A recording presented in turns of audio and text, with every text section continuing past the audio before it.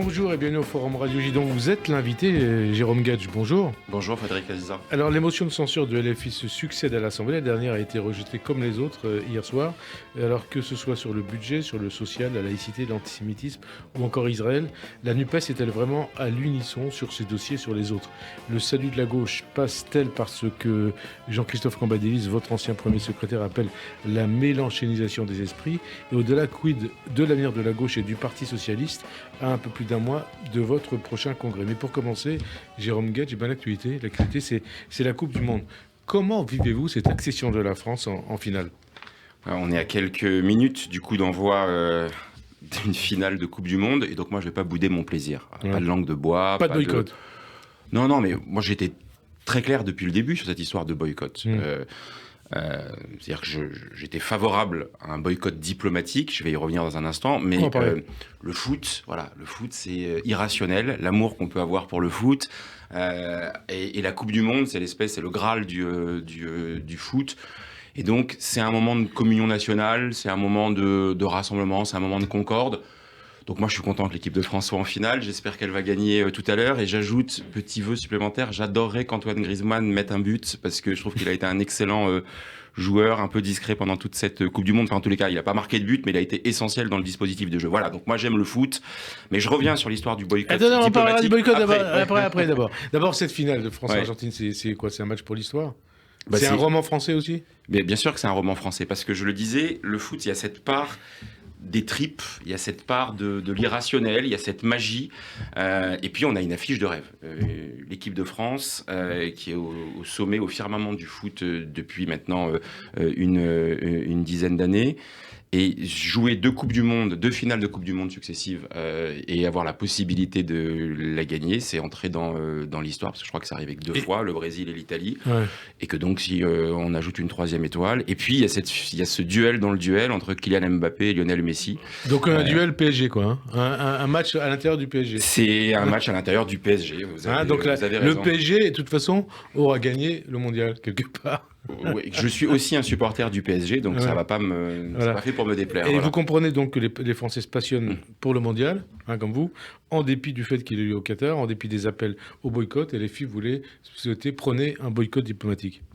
Non, mais on était plusieurs à prôner, enfin en tous les cas, à ne pas se satisfaire de cette situation. Alors on nous dit c'est arrivé trop tard. Boycott diplomatique, ça veut dire ne pas y aller, mais que le président Macron a eu tort. Aurait eu tort d'y aller. Mais je continue il est au Qatar, il est à Doha. Je vais vous dire de manière extrêmement claire, je continue à penser que c'est une erreur de la part d'Emmanuel Macron, parce qu'il ne s'agit pas d'un sommet international qui aurait lieu de se rendre au Qatar par deux fois.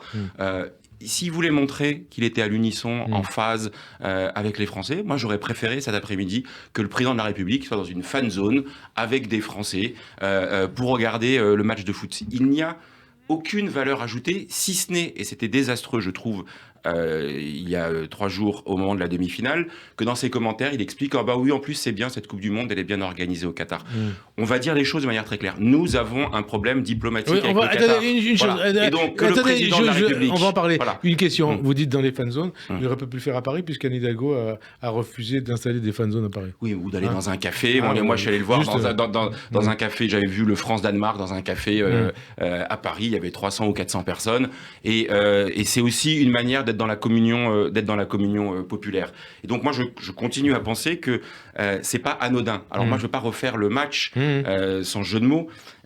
C'était une erreur d'attribuer la Coupe du Monde au Qatar. On a vu en plus les conditions dans lesquelles ça a été fait. Donc là aujourd'hui j'étais pas pour dire il faut annuler la Coupe du Monde, demander aux joueurs de ne pas y aller. Mais c'est autre chose pour le président de la République de participer à un événement privé, je le rappelle, c'est pas un sommet international, dont l'objectif, on le sait bien, était une forme de légitimation du Qatar sur la scène internationale. Or, nous avons un triple problème. Ce n'est pas un État démocratique en termes de droits humains, en termes de traitement des salariés qui ont participé à la construction de ce stade, et puis de ces stades, et en plus, en termes de réchauffement climatique. Vous vous rendez compte, on demande la sobriété à tous les Français en ce moment, et on joue dans des stades climatisés. Donc cautionner tout ça, c'est problématique. Il y a autre chose. Le Parlement européen. Voilà, c'est l'accusation de corruption contre le Qatar au Parlement européen, avec l'arrestation d'au moins 5 personnes, dont la vice-présidente grecque du PASOK, du Parti socialiste grec, Eva Kaili, cette affaire, elle entache encore plus, ou un peu plus, cette Coupe du Monde? Mais non, elle confirme que le Qatar est dans un jeu d'influence par tout moyen, quitte à corrompre profondément des institutions démocratiques. Et lui, ça lui pose pas de problème, le Qatar. La démocratie, c'est pas son truc. Et l'argent qui gangrène pour cette image, pour cette diplomatie, ce soft power qui passe par d'autres leviers. On parlait du PSG tout à l'heure, les investissements qataris en France, dont je n'oublie pas qu'à un certain moment, notamment sous Nicolas Sarkozy, ils ont été considérablement facilités, défiscalisés, incités. Et puis moi, j'oublie pas aussi que sur la scène internationale, le Qatar, c'est un vrai faux allié. Alors, c'est les frères musulmans, hein, on précise. C'est cette mouvance des frères musulmans, c'est le soutien direct ou indirect pendant des années, peut-être encore aujourd'hui, à des mouvements notoirement terroristes partout à travers le monde. Donc moi, la réelle politique, elle existe. Je ne vais pas dire le contraire. On discute avec des dictateurs notoires et il faut le faire dans certaines situations. Mais là, je le redis, on n'est pas dans un sommet international. Et donc, il y a une forme de complaisance et on leur donne le point qu'ils voulaient recevoir. Complaisance de la part d'Emmanuel Macron, c'est ça que vous voulez dire. C'était pas indispensable de se rendre pour saluer l'organisation de la Coupe du Monde au Qatar. Il y avait d'autres manières de soutenir les joueurs français et d'être en phase avec le peuple de France qui soutient son équipe. Le Qatar en France, c'est le PSG. Ces faits de corruption avérés au Parlement européen doivent-ils conduire à regarder de près les relations entre le PSG et les politiques ou les partis politiques? Vous savez, Jérôme Guedj, que le nom de Rachida Dati, notamment, est cité en ce qui concerne ses relations professionnelles avec le Qatar. Mais de manière générale, il faut lever le capot de ces relations, notamment de toute forme d'ingérence étrangère. Et on l'a vu au moment des campagnes électorales, les tentatives d'influence venant de la Russie et singulièrement du Qatar, qui depuis de nombreuses années, je pense à un livre qui avait été fait par Malbruno et d'autres, qui avaient décortiqué les ingérences, les complaisances, les proximités et le pouvoir de l'argent pour s'attirer la bienveillance dans la parole, dans l'influence d'un certain nombre de dirigeants français. Et je le dis de toute formation politique, parce qu'en général, quand il s'agit de miner les fondements de la démocratie, les gens vont aller chercher partout. Donc moi, je souhaite que il y a plusieurs demandes de commission d'enquête à l'Assemblée nationale sur les ingérences étrangères, et je pense que c'est souhaitable.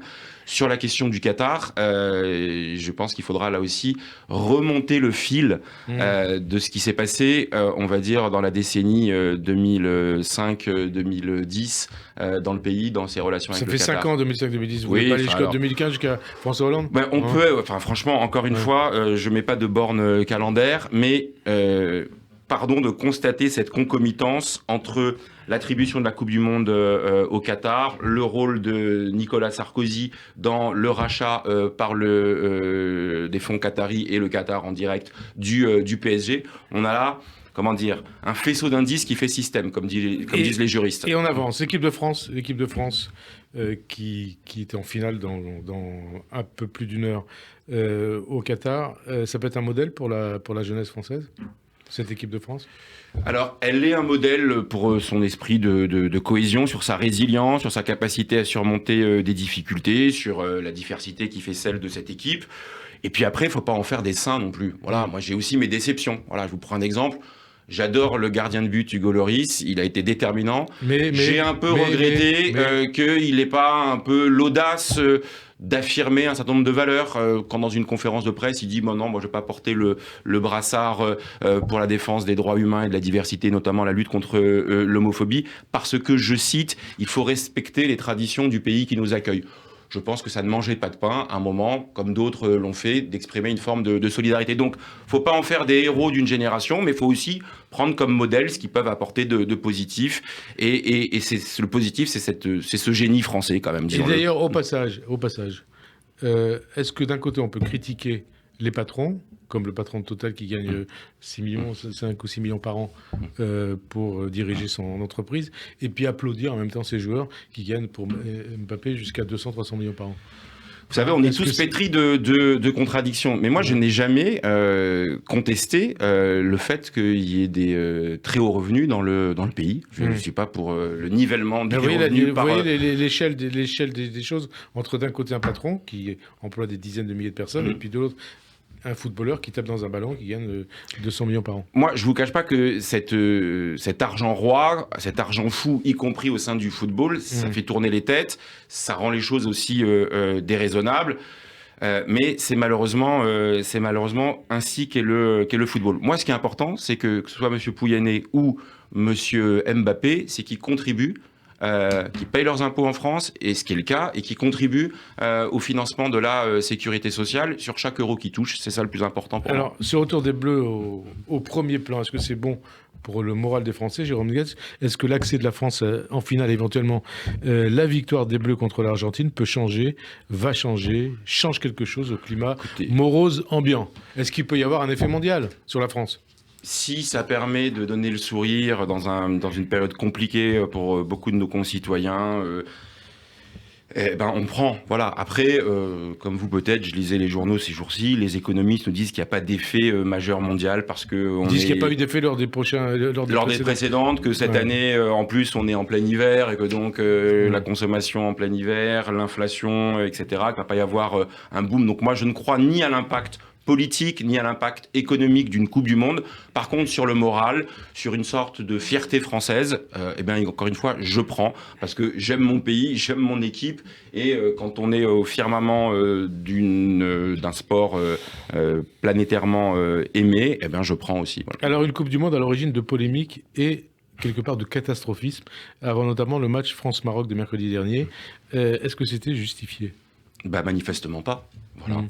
Je pense qu'il y en a certains qui se repaissent d'antagonisme qui n'existe pas forcément et qui, chaque fois que possible, vont essayer d'inventer des fractures à l'intérieur de la société française. On a beaucoup de Français d'origine marocaine, parfois binationaux, de personnes qui vivent en France et qui ont la nationalité marocaine, et ça fait partie de l'histoire de France, de ce creuset français, avec ses zones d'ombre et ses zones magnifiques.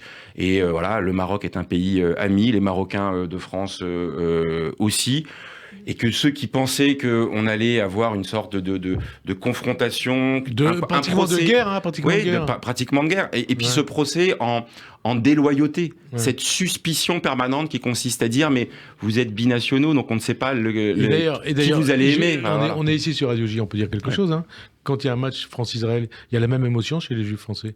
Évidemment, mais je veux dire qu'on est tous traversés d'identités multiples et on peut autant aimer son pays qu'un pays avec lequel on a des liens affectifs, historiques, familiaux, et ce n'est pas grave. Et suspecter en permanence que ce serait une sorte de cinquième colonne, parce que c'est ça la petite musique derrière. Ça me rappelle, vous savez, Jean-Marie Le Pen, à l'époque, dans un débat avec Lionel Stoléru, qui mettait en doute sa binationalité. Tu racontes encore sa fille Emmanuelle Vargon aujourd'hui. Oui, mais Emmanuelle, elle a ce qu'il avait marqué quand elle était enfant. Mais je comprends parfaitement parce que moi j'en ai le souvenir, j'ai le même âge qu'Emmanuelle Vargon et j'ai le souvenir très clair de ce que ça signifiait, de la suspicion en disant il y a une sorte de brevet de francité qui est décidé par certains ou par d'autres. Et donc le match s'est bien passé d'abord parce qu'on l'a gagné et derrière on a fêté dans le pays et tant mieux. Voilà. Alors justement, l'extrême droite, ce match France-Maroc avec l'arrestation mercredi soir à Paris de 47 militants de l'ultra-droite à Paris qui avaient planifié, pour reprendre leur terminologie, que je ne reprends pas à mon compte, de casser de l'arabe dans les rues de Paris. En clair, commettre une ratonnade, Jérôme Guedj. Qu'est-ce que ça vous inspire ? Qu'est-ce que ça dit de l'état de la France, de l'évolution du débat public et du débat politique ?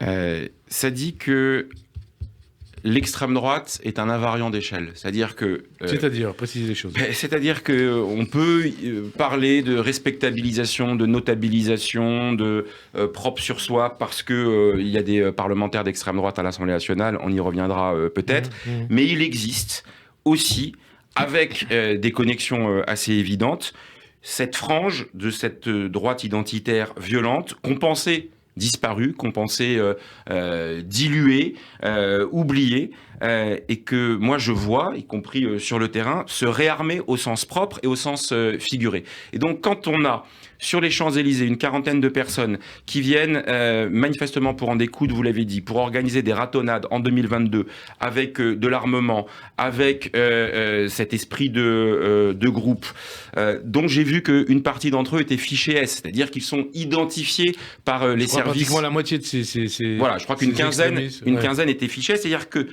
fort heureusement, le renseignement français repère autant ces menaces potentielles à la République qui viennent de l'extrême droite. Et moi, je constate que ces derniers mois, on a une multiplication d'agressions, de commandos dans les rues de Lyon, dans certains quartiers de Paris, et tout ça va mal terminer. C'est-à-dire va mal terminer.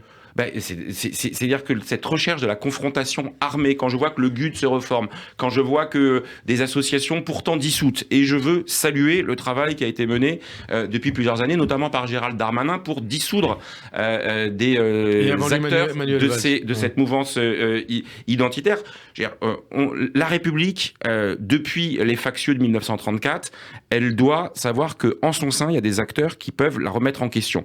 Aujourd'hui, il y a deux leviers principaux qui remettent en question la République. Il y a la mouvance islamiste et il y a cette droite identitaire. Dans un cas comme dans l'autre, il ne faut pas trembler. Simplement, il faut le faire avec la solidité et documenter les dossiers pour que les actions... Vous voyez, je vais être précis. Ouais. Moi, je demande que l'action française, héritière historique de l'extrême droite, qui change de nature en ce moment, puisse faire l'objet d'une procédure de dissolution. Quand Gérald Darmanin a été questionné sur ce point-là, il dit qu'il faut qu'on puisse documenter de manière sérieuse parce que il y aurait rien de pire, et je suis d'accord avec lui, il y aurait rien de pire qu'il y ait une dissolution qui soit voulue par le gouvernement et que le Conseil d'État, parce que nous sommes un État de droit, ne donne pas crédit à cette proposition du gouvernement. Mais ça veut dire qu'il faut les surveiller, qu'il faut documenter et qu'il faut être ferme parce que ça se diffuse à une vitesse vertigineuse. Moi, je le vois sur les réseaux sociaux et je le vois même sur le terrain, moi, dans la banlieue dont je suis originaire et dont je suis l'élu, pour la première fois, je vois des groupes d'extrême droite se structurer. Et on poursuit. Est-ce que vous dites, comme votre collègue et allié de la NUPES, le député LFI,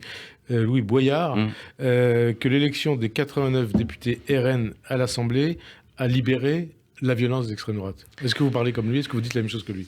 En tous les cas, l'institutionnalisation du Rassemblement national avec sa présence dans le débat parlementaire, évidemment qu'elle libère, parce qu'il y a des signaux qui sont envoyés. Vous dites, donc comme lui... Elle libère une parole, et de cette parole découlent parfois des actes de violence. Et pour moi, il y a un continuum donc évident. Libérer la violence d'extrême droite. Vous savez, quand vous avez un parlementaire d'extrême droite qui, dans l'hémicycle, dit à un député qu'il retourne en Afrique, il légitime le petit Gudard qui, dans son coin, pense la même chose. Simplement, lui, il va être capable de prendre son coup de poing américain et d'aller casser la gueule à un arabe ou à un noir.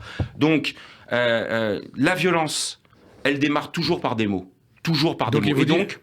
Les mots, attendez, les mots du Rassemblement national. Les mots de Marine Le Pen. Les mots de Marine Le Pen, avec le vernis de respectabilité qu'elle a cherché à leur donner, parce que j'ai l'honnêteté intellectuelle de vous dire que ce n'est pas elle qui prononce avec cette brutalité ces mots-là. Mais elle participe de cette petite musique. Et surtout, l'institutionnalisation du Rassemblement national, moi je veux m'arrêter un instant sur ce point-là. Pour moi, c'est une des fautes principales qui a été commise dans les 6 derniers mois, dans le rapport que, notamment, la majorité présidentielle a eu avec le Rassemblement national. En élisant des vice-présidents de l'Assemblée nationale, du Rassemblement national, en leur donnant leur voix, parce que c'est ce qui s'est passé, hein. On aurait pu ne pas avoir 2 vice-présidents du Rassemblement national. Moi, je peux vous le dire, à chaque fois qu'il y a une séance qui est présidée par un des 2 vice-présidents du Rassemblement national, j'ai les boules et j'ai honte d'une certaine manière. Je regrette qu'on n'ait pas été capable de faire ce qu'a fait le Parlement européen ou le Bundestag. C'est le règlement de l'Assemblée. Non, c'est ce qu'on vous répond. Je dis et je redis que rien n'impose dans le règlement de l'Assemblée nationale de prendre un bulletin de vote et d'élire des candidats du Rassemblement national. Je le redis, au Parlement européen, comme au Bundestag, quand il y a des élus de l'extrême droite, eh bien, il y a une sorte d'arc républicain qui se met en place pour leur empêcher d'accéder à cette forme de respectabilité. Voilà. Et tout à l'heure, on va parler des motions de censure auxquelles ont participé parfois, au début en tout cas, des élus Front National, on en parlera tout à l'heure. Mais quand le même député Boyard, dont on parle à l'instant, affirme, je le cite, que la politique des mots et les mots de Gérald Darmanin, qui appuient leurs idées et les laissent agir, encouragent ces violences d'extrême droite. Vous approuvez ou pas ? Moi, je n'ai pas entendu de mots dont je peux dire qu'ils encouragent... Le mot de Darmanin, hein. Oui, je n'ai pas entendu de mots du ministre de l'Intérieur dont je peux dire qu'ils encouragent les violences. Par contre, j'ai entendu des formulations qui participent, malheureusement, à une sorte de victoire de la fameuse lepénisation des esprits. Quand le ministre de l'Intérieur, au moment de la discussion à venir sur une future loi sur l'immigration, a des formules de café de commerce en disant « nous, on veut choisir ceux qui bossent et pas ceux qui rapinent ». Il est dans ce rapport terrible, historique que l'extrême droite a voulu entretenir dans le rapport à l'immigration, c'est-à-dire immigration égale délinquance. Il se le pénise, Gérald Darmanin ? Lui, son ambition est de dire je vais aller sur ce terrain-là pour essayer de ramener dans le champ républicain ces acteurs-là. Le seul problème, c'est l'effet inverse. Parce qu'on perd, vous savez, c'est Gramsci qui nous a appris ça, quand on perd la bataille sémantique, on perd la bataille culturelle, on perd la bataille électorale.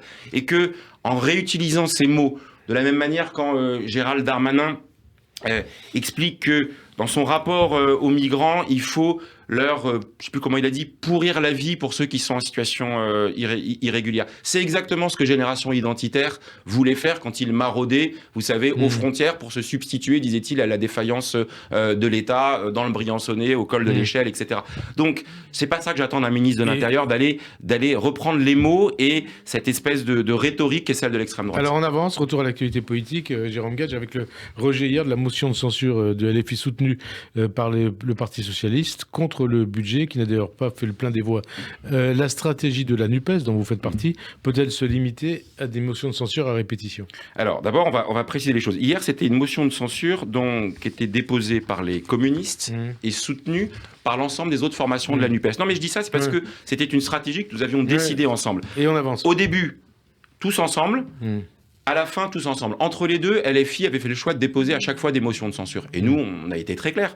On ne les a pas signées avec eux et on ne les a pas votées parce qu'on estimait que c'était une forme d'usure de l'usage de la motion de censure. Mais pour autant, s'il y a des motions de censure, c'est parce qu'il y a eu des 49.3. Il ne faut jamais oublier que la faiblesse première, elle est d'abord dans ce recours pavlovien systématique, aveu d'échec d'une certaine manière d'Elisabeth Borne. Et hier, mon président de groupe, Boris Vallaud, dans son intervention, a justement pointé l'épuisement et la promesse non tenue de la recherche du compromis que Elisabeth Borne avait fait depuis le début. Donc, c'était un mauvais budget. Ils n'ont pas été capables de construire des compromis pour pouvoir obtenir l'assentiment le plus large. Donc, ils recourent au 49.3. C'est, je le redis, un aveu d'échec. Et alors, vous parlez de l'extrême droite. Hein,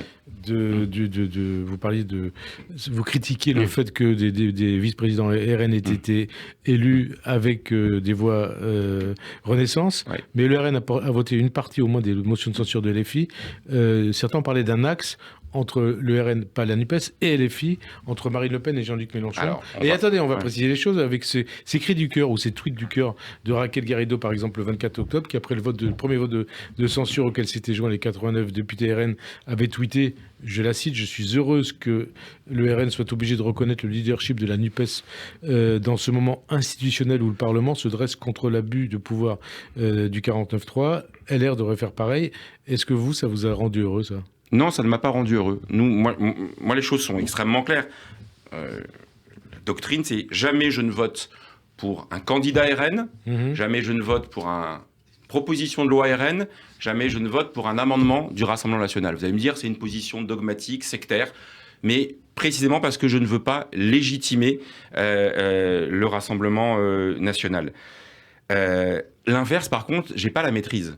Moi, j'ai déposé des amendements qui ont été votés par le Rassemblement national. Donc il faudrait quoi? Il faudrait que je m'interdise de déposer des textes ou même des motions de censure parce que le Rassemblement national risque de les voter. Ce n'est pas envisageable, ce n'est pas souhaitable, c'est pas comme ça que ça fonctionne. Est-ce qu'on peut parler d'un axe? Non. Le Pen, Mélenchon. Non, il n'y a pas d'axe Le Pen, Mélenchon, et je vais y revenir, mettre un signe égal entre LFI et le Rassemblement national, je pense que c'est pas rendre service. Mais je veux juste revenir sur les déclarations parce que vous m'avez posé la question, c'est la raison pour laquelle il y avait aussi cette déclaration de Mélenchon le 24 octobre, la droite sauve le gouvernement de justesse, il manquait 50 voix pour éjecter le gouvernement, nous sommes prêts pour la relève, et donc il prenait à son compte les voix du RN.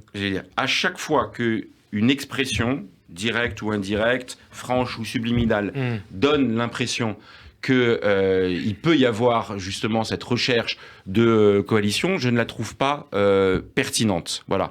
Mais je ne trouve pas plus pertinent, je trouve même dangereux, le signe égal qui est mis. J'ai eu des frictions avec Elisabeth Borne dans l'hémicycle quand elle a précisément voulu rabougrir, rétrécir le périmètre de l'arc républicain. Vous voyez, quand elle dit il y a quelques jours il y aurait une réforme Le Pen-Panot des retraites, on va probablement parler de la réforme des retraites tout à l'heure, je pense que c'est pas rendre service. L'arc républicain, on l'a vu, vous savez quand justement Carlos Bilongo a été mis en cause et que tous ceux qui sont descendus pour demander la suspension de séance, c'était LFI, le PS, les communistes, Renaissance, les LR et pas le Rassemblement national. Alors, on l'a vu là, l'arc républicain. On poursuit sur la NUPES, sur LFI, sur l'affaire Quatennens. Qu'est-ce que vous en avez pensé? Est-ce juste de dire que cette affaire s'est transformée en poison politique pour la NUPES? Adrien Quatennens qui a annoncé son retour dans l'hémicycle en janvier. Est-ce que vous dites bienvenue aux camarades Quatennens? Non, je pense que la situation, elle est extrêmement compliquée et nous, notre position, elle a été... situation, c'est-à-dire la situation due à l'affaire Quatennens. D'abord, la question de son retour au sein de la NUPES, pour nous, la position est... Mais déjà à l'Assemblée, dans l'hémicycle. Dans l'hémicycle, alors moi, je vais être clair, je trouve disproportionné, parce que quand il y a des condamnations pénales, il y a aussi une échelle des peines et une proportionnalité des peines, disproportionné les demandes de démission pure et simple de l'Assemblée nationale. Pour la simple raison, c'est que si les faits qu'il a reconnus et pour lesquels il a été condamné étaient incompatibles avec la poursuite d'un mandat, alors c'est au juge de le prononcer. Parce qu'il y a la possibilité d'avoir une peine d'inéligibilité, ça existe parfois. Et donc, venir dire... parce que vous avez été condamné, et donc passer par-dessus bord la question de la rédemption d'une certaine manière. Les plus fortes critiques viennent de son propre parti. On en parlera. Non mais c'est pour ça que après c'est un sujet de responsabilité personnelle. Vous dites par rapport à la NUPES. Voilà. Je vous ai interrompu par rapport à la NUPES. Pour être clair, moi, je ne suis pas dans la demande de la démission du mandat de parlementaire parce que je trouve que ce serait assigner une peine complémentaire qui n'a pas été décidée par la justice. Au sein de la NUPES dans 4 mois. Par contre, au sein de la NUPES, là, il y a un enjeu politique qui est que nous sommes liés par chacun, on s'oblige mutuellement. Et donc, le retour, si j'ai bien compris, se fera parmi les non inscrits. Mais le 13 avril au sein de LFI. Et ben c'est là qu'on va avoir une discussion politique. Et vous dites quoi pour préparer ces discussions politiques, puisque de toute façon ça sera le cas. Donc qu'est-ce que ça vous inspire?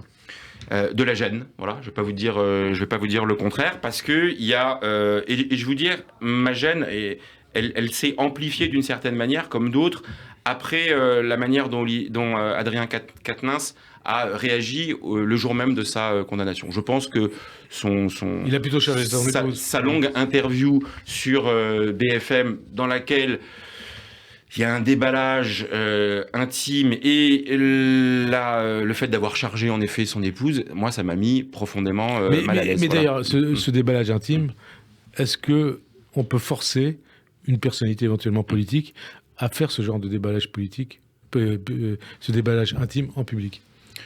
Ben moi, à chaque fois, ça m'a mis... vous savez, il y a une quinzaine d'années, on disait oh là là, le puritanisme américain, jamais chez nous, on est capable de séparer ce qui relève de la vie privée, ce qui relève de la vie publique. Aujourd'hui, on est à un niveau élevé de moraline qui vient confondre le droit et la morale, la vie privée et la vie publique. Je ne sépare pas les deux. Je pense qu'il y a un enjeu d'exemplarité. Et le fait d'avoir reconnu les violences conjugales, d'avoir été condamné, pose déjà un acte. Voilà. Mais feuilletonner tout ça, parce que moi je suis à peu près certain que malheureusement, ça va continuer à feuilletonner parce que son épouse, elle va probablement, le jour de son retour à l'Assemblée nationale, sortir un tweet, une déclaration qui va nous mettre en permanence dans ce qu'on fait là en ce moment. On parle de ça, et pendant qu'on parle de ça, on parle pas. Et on va parler d'autres choses, mais on va parler voilà. des retraites notamment. Clémentine Autain, donc je vous disais, c'est plutôt dans son camp qu'il est fortement critiqué. Adrien Quatennens, donc Clémentine Autain, du même parti, dit qu'elle est restée, comme vous d'ailleurs, peut-être, clouée au sol des déclarations d'Adrien Quatennens donc sur BFM, et déclare, c'est aujourd'hui, ce matin dans le JDD, nous avons un problème de démocratie à LFI. Est-ce que vous avez le même sentiment ? Puisque vous avez travaillé avec Jean-Luc Mélenchon du temps où il était au Parti Socialiste. J'ai été militant pendant longtemps aux côtés de Jean-Luc Mélenchon jusqu'à ce qu'il quitte le Parti Socialiste en 2008. Problème de démocratie. C'est-à-dire que LFI, c'est un mouvement dont les contours sont un peu difficiles Un mouvement ou une secte ? Non, secte, c'est une caractérisation péjorative. Et vous ne pouvez pas dire à des gens qui se reconnaissent dans une formation politique que c'est une secte parce que... Non, parce que vous entendez que certains disent c'est une secte, non. Y compris dans sa mouvance. Non, mais alors, ce qui permet, en tous les cas, ce qui doit être mis sur la table, et ce que fait Clémentine Autain et ce que font d'autres, c'est à un moment donné où il y a une crise de la démocratie, il y a une aspiration au renouvellement, à l'horizontalité, etc., est-ce que c'est possible pour une formation politique de se priver du débat démocratique interne?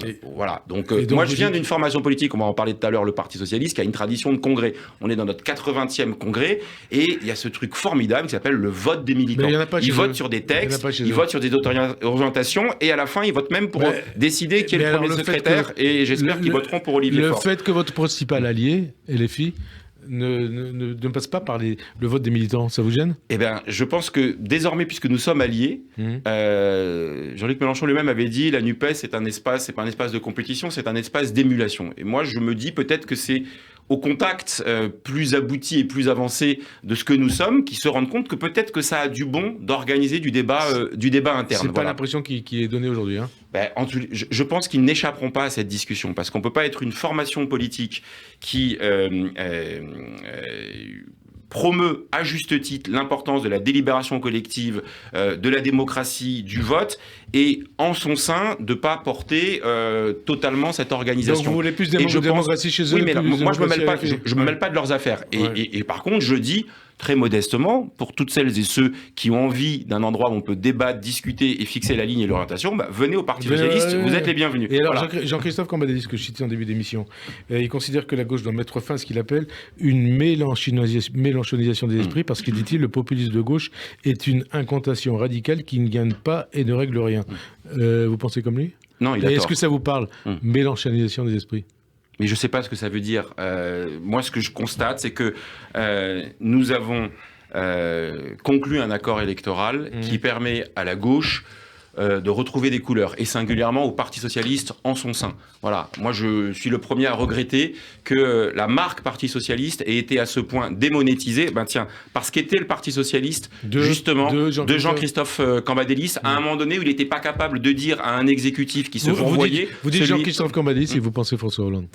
Mais bien sûr, vous savez, je fais partie de ceux qui étaient les premiers à regretter que le quinquennat de François Hollande ait terminé comme il a terminé. Mais à un moment donné, précisément, parce que ceux de nos électeurs ne reconnaissaient plus la gauche dans des positions, que ce soit la gauche morale au moment où on fait la déchéance de nationalité, ou la gauche sociale au moment où on fait la loi travail, ou le CICE et le pacte de compétitivité, c'est-à-dire on met à contribution le pouvoir d'achat des salariés ou des retraités pour financer, il fallait le faire, mais pas dans ces proportions, des aides aux entreprises.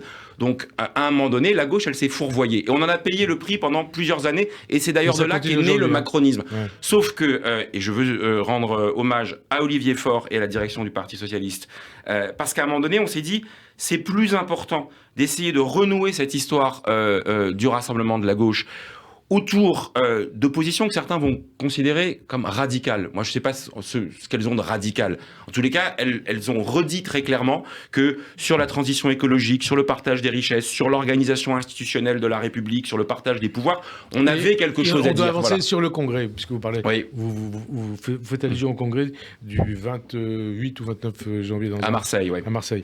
Est-ce que vous considérez que c'est gagné, qu'Olivier Faure à gagner le Congrès. Je ne peux pas vous dire que je suis attaché au vote. Et à chaque fois qu'il y a un vote, il y a la magie du vote et donc il y a le débat. Et les débats ont lieu en ce moment. Pourquoi il faudrait le réélire, Olivier Faure ?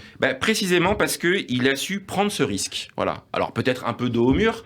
Après les résultats de l'élection présidentielle, pour nous, et j'ai fait la campagne d'Anne Hidalgo qui n'était pas flamboyant, c'est le moins qu'on puisse dire. Et donc à un moment donné, soit c'était la disparition, soit c'était la capacité d'être à nouveau autour de la table et de peser de notre voix. Et voyez-moi, à l'Assemblée nationale, nous sommes 31 députés socialistes, j'ai la prétention de penser que sur beaucoup des sujets, cette voix socialiste singulière, qui n'est pas celle des insoumis, qui n'est pas celle des communistes, qui n'est pas celle des écologistes, elle existe. Et le Parti socialiste, il peut la porter. Et vous dites, Bernard Cazeneuve a tort de dire que Olivier Faure est le toutou de Mélenchon ? Mais bien sûr qu'il a tort. C'est décevant de la part de Bernard Cazeneuve aussi de se plier à cet exercice de la punchline en parlant de toutouisation. C'est tout l'inverse, justement. C'est que, regardez, on prenait l'exemple du modèle démocratique. Moi, je pense qu'un parti socialiste qui débat, ça fait aussi réfléchir les gens de la France insoumise. Et que sur une partie des sujets, on n'a pas été d'accord avec la France insoumise. Alors, et si vous regardez nos votes, ils ne sont pas tous tout le temps tous les mêmes, et tant mieux. On va parler de la réforme des retraites. Un point de détail, si on peut dire. Est-ce que vous êtes toujours pour une liste commune avec LFI aux européennes ? Alors moi, j'ai dit l'été dernier qu'il ne fallait pas s'interdire de regarder si on avait suffisamment de points d'accord pour faire une liste. 6 mois après, vous dites quoi ? Pour l'instant, on ne s'est pas livré à ce travail parce que les Verts... Vous êtes favorables, les Verts n'en veulent pas, le Vert. Les Verts viennent de faire leur congrès, nous on va faire le nôtre. Moi je souhaite qu'au premier semestre 2023, sur la question européenne, on se mette autour de la table, on dise qu'est-ce qu'on pense réellement les uns et les autres sur tel et tel point. Et si les points d'accord sont plus importants que les points de désaccord, moi je ne suis pas pour passer par-dessus bord le rassemblement. Vous croyez que ça peut être le cas ou pas ? Je suis dubitatif, voilà, raisonnablement dubitatif. Donc ça ne peut pas se faire ?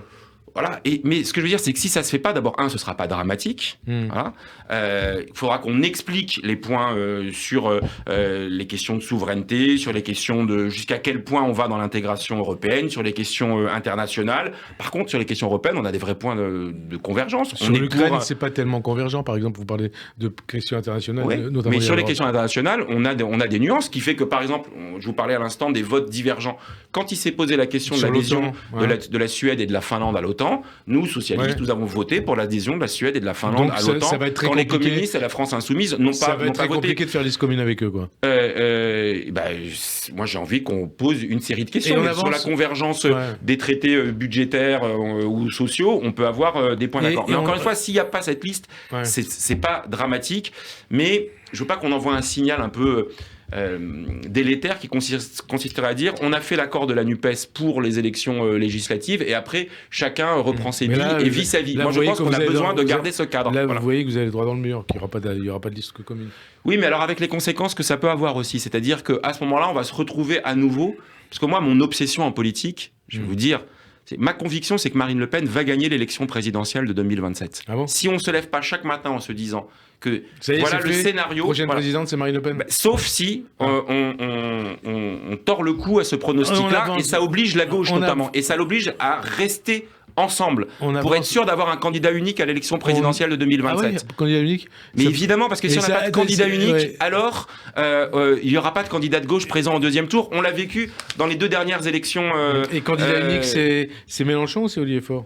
Le candidat unique, il devra être issu du choix du peuple de gauche. Et c'est pour ça qu'il faut que la NUPES reste ensemble. Ça peut être Olivier Faure ou pas ? Ça peut être un candidat socialiste et Olivier Faure, et je l'espère dans quelques semaines, à nouveau le premier secrétaire du Parti socialiste. Candidat à la présidentielle. Ça peut être Olivier Faure, ça peut être d'autres responsables socialistes, ça peut être d'autres responsables... Bernard Cazeneuve.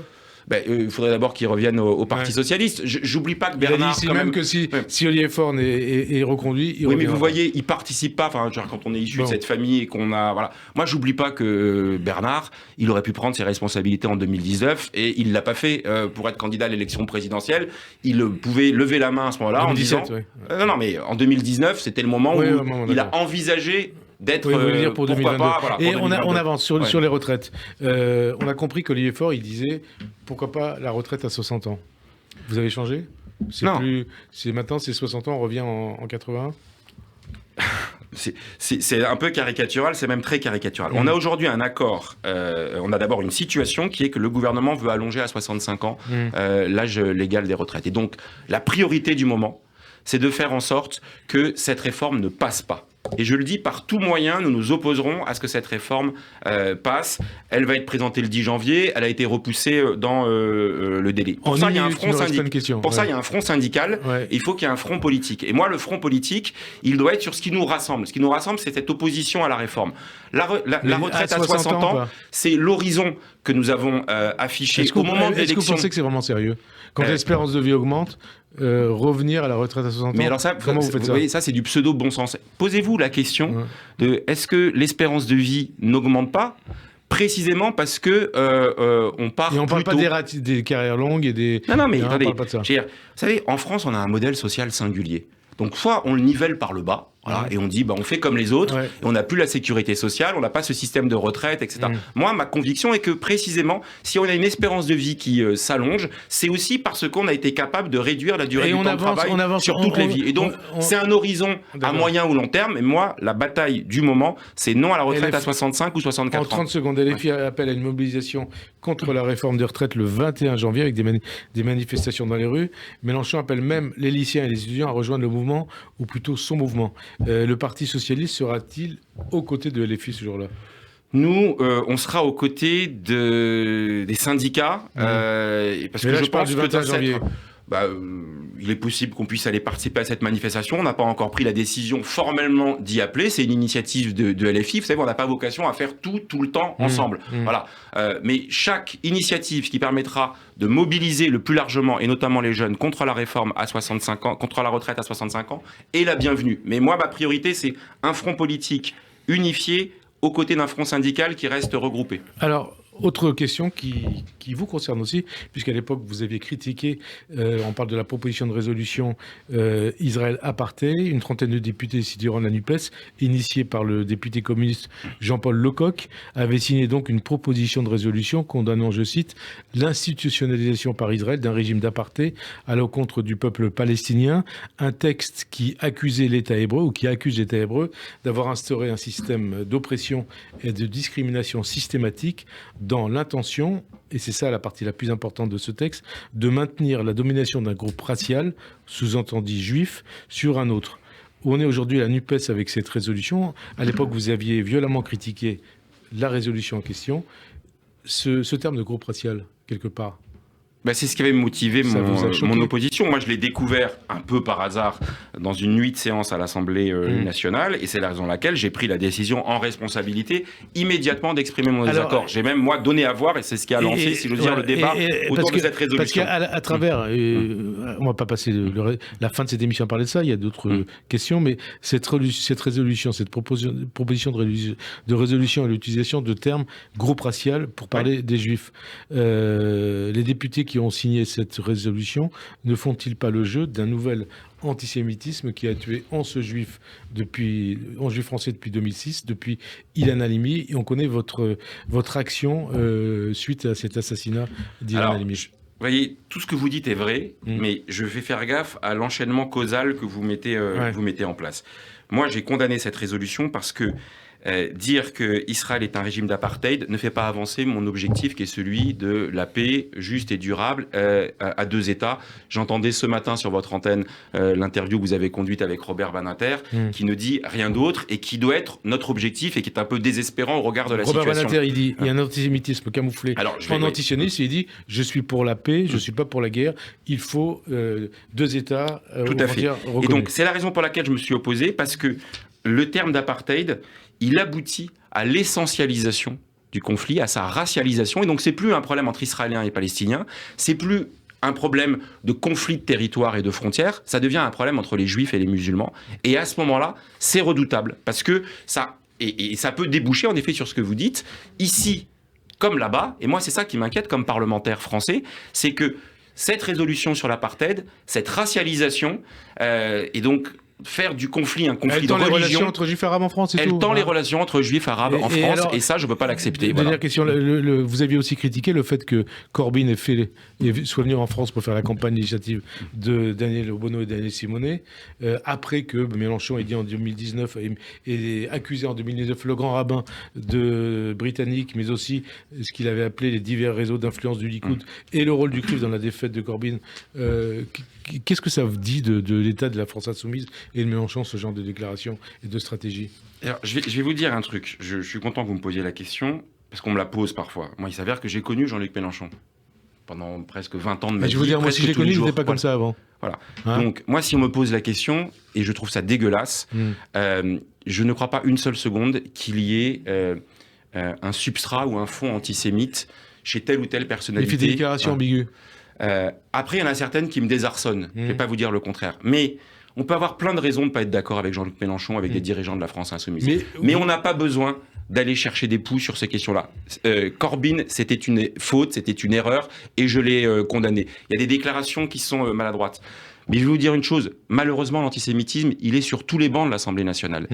Il y a des vous savez, c'est un scoop. Il y a des antisémites au Parti Socialiste, il y en a à Renaissance, il y en a à LR, etc. Et que donc, cette espèce de stigmatisation sur la seule France insoumise pour pouvoir les décrédibiliser, trouve que ça n'avait pas avancé le schmilblick. Moi, je cherche plutôt à avoir des alliés pour combattre l'antisémitisme. C'est pour ça que j'avais créé le prix Ilan Halimi contre l'antisémitisme, pas à rabougrir le champ de ceux qui portent ce combat. Dernière question.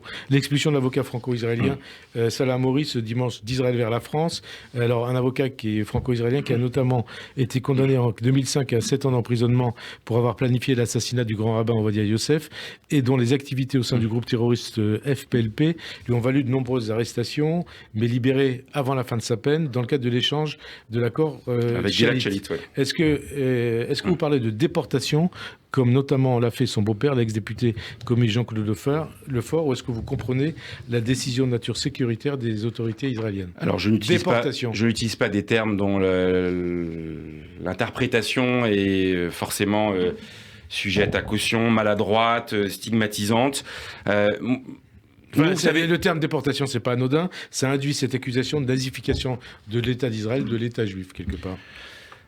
Mais c'est pour ça que moi, tout ce qui délégitime l'État d'Israël, moi, c'est ma ligne de séparation. C'est-à-dire, on peut critiquer la politique du gouvernement israélien, et malheureusement, le prochain gouvernement qui arrive, je crains qu'on ait beaucoup à le critiquer, parce que quand en son sein, on va avoir des dirigeants d'une extrême droite, quasiment des suprémacistes religieux, qu'on ne supporte pas quand ils sont islamistes ou quand ils sont catholiques ou chrétiens aux États-Unis. Moi, le suprémacisme religieux juif, je le vomis autant que les autres. Il nous reste 20 secondes.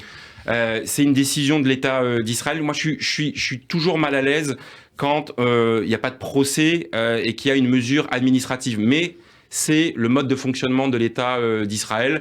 Donc voilà, c'est pas quelque chose qui nous rend heureux, parce que derrière, ça dit le niveau de durcissement de la société israélienne. Merci Jérôme Gage d'avoir répondu à notre invitation. Bonne fin d'après-midi sur Radio J. On se retrouve le 8 janvier. Bonne fête de Hanouka, bonne fête de fin d'année d'ici là. C'est un sujet aussi. Et à l'année prochaine. Merci.